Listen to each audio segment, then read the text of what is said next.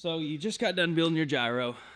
What's next? The next step after you get done building your gyro is arguably the hardest and most frustrating part of the entire process of building and flying your own machine, and that's dealing with the FAA paperwork. Now, there is a part of this paperwork process that I am going to skip over. It's actually registering your gyro or aircraft with the FAA. We had a third-party service do it for us, so I can't really speak on how that process actually works. But once you've got your gyro built, you've got it registered with the FAA, and you're ready for a DER to come out and inspect your gyro. This is the paperwork you need to fill out. So now everything I'm going to be covering in this video is going to be linked in the description below in a PDF of kind of the step-by-step for building your own gyro.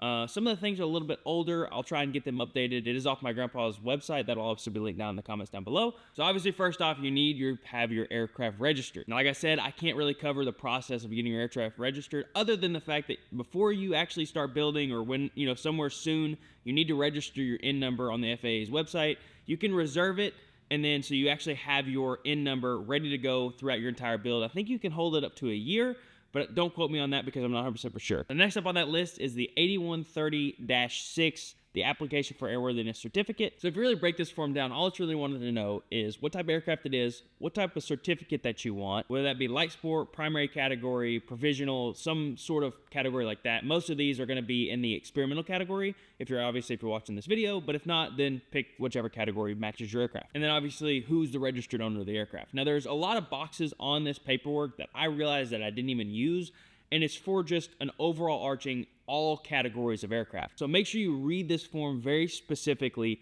and answer to which aircraft type you are looking for. So the next one on the list is Form 8130-12, eligibility statement for amateur built aircraft. And really all this form is who built the aircraft. You're just gonna wanna know the registered owner. Whenever you fill out the FAA IN number registration, it's gonna be that person, the actual aircraft information. And now all of this stuff on the aircraft information needs to be filled out. Your serial number for your prop, serial number for your engine, all of it. Everything has to be filled out. So now the last box on this actual form is the majority builders of the aircraft. So next up is the 8060-2, the application for airworthiness repairman certificate. Pretty much what this form is to actually say that you're the builder and I can actually perform all the scheduled maintenance on this aircraft. So all this form really does is just pretty much tell the FAA and you that you are legally allowed to do all the required maintenance and checkups on the machine that is required. This application is pretty straightforward. It's just pretty much asking who you are, what you do, and what you're wanting to do with the aircraft. So now next up on the list before your DAR comes for inspection is a customized test flight plan. So all this test plan really does is just tell your DAR and the FAA what is your initial test flight plans for your aircraft. Are you going to taxi it for 10 hours and then do long hops down the runway for 10 hours and then short flights around the pattern in 10 hours, and then ultimately reaching that 40-hour goal of fly off.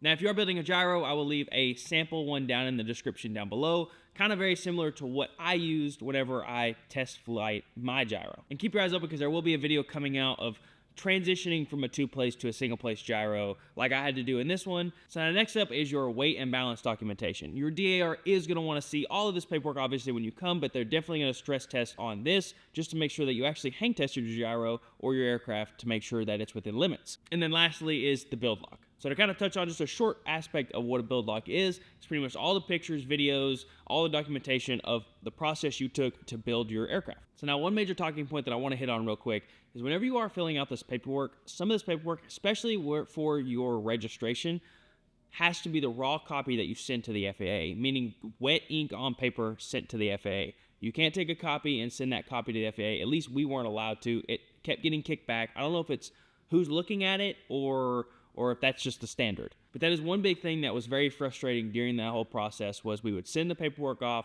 wait 2 or 3 weeks, 4 weeks, and then it would come back, and then it would say, we get an email saying that it needed to be the actual wet copy, and we have to go get all this paperwork notarized again, do all the paperwork again, and then send it off. So that's one thing to watch out for whenever you're filling out this paperwork. It is always good to take 2 copies whenever you're going to get it notarized. If you're already going to be there, take 2 copies if you want a copy for yourself. Get them both cleared, notarized, send one off, keep one back for your records. That's what we ended up doing in the end.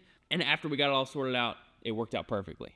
Now, filling out all this paperwork is very time consuming and a little confusing if you've never done it before. If you guys run into any issues, please let me know in the comments down below. If I do know, I'll do my best to kind of help you out. It has been almost a year since I went through this process. I've been meaning to make this video, but I kind of wanted to make sure I kind of understood the entire process of the paperwork, and as you can tell, I just kind of know the basics after I went through it. But I hope this video just gives a little bit of insight on kind of what you need to do, what to watch out for, and how to fill out all this paperwork to have the best overall experience when registering and inspecting your gyro. So I hope you guys enjoyed the video. If you guys have more insight on this paperwork, or if you've had some horror stories or good advice, please put it down in the comments down below. I'd love to read it, and I know it could possibly be helpful for somebody else looking for some help. So I hope you guys enjoyed. We'll see you in the skies. See you.